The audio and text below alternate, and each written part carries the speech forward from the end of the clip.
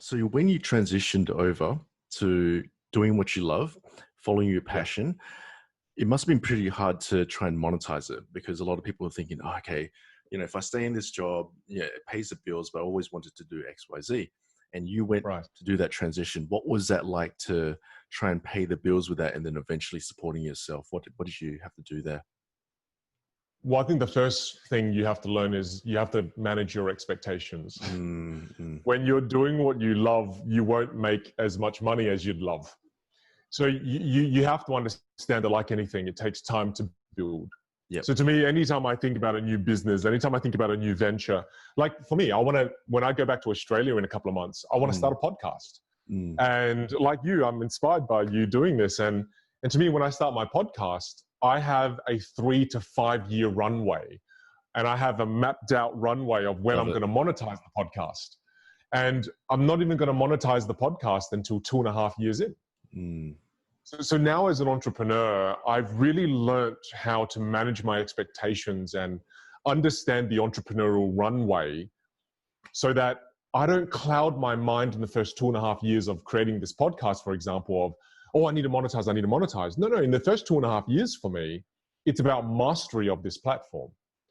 Mastering how to interview, mastering how to have fun on the podcast, mastering how to become a better interviewer, mastering the distribution network afterwards once you've created it. So I think you've got to understand that Steve Martin has a wonderful quote, the comedian. Steve Martin says, be so good they can't ignore you. That's beautiful. I love that. But you have to give yourself time to be so good that the client will pay you, right? And that's a philosophy that I have, is that if I just start something and I expect to be paid for it, not going to happen. But if you become so good that they can't ignore you, now they'll pay you whatever you want.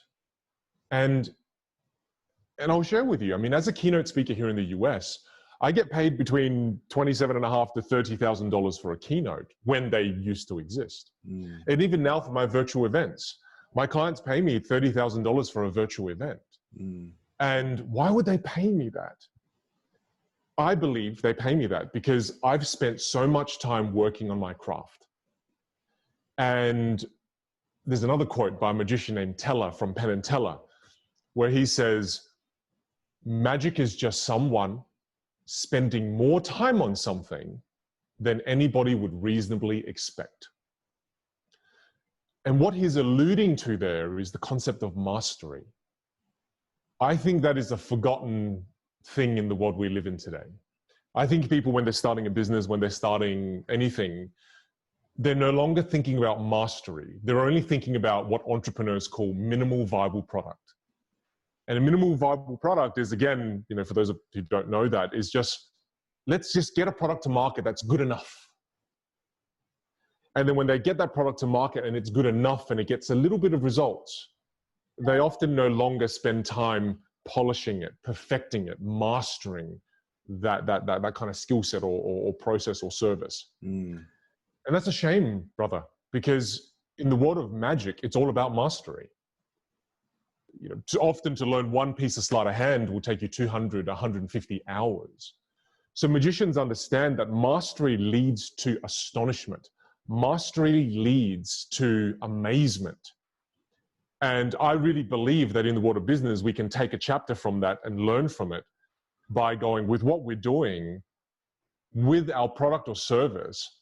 Where are we spending more time than anybody would reasonably expect to create an astonishing experience? So I feel when you're starting a business, when you're starting a passion, you have to think about managing your expectations first thing. Don't expect to make money straight away. And then after that, learn and think, sure, how do I get a minimal viable product to the market to then understand what the market wants? But then after that, man, polish the crap out of it, right? Master it like crazy and become so good that the market can't ignore you. And then at that point, that's when you start to get paid. That's when you start to make more money.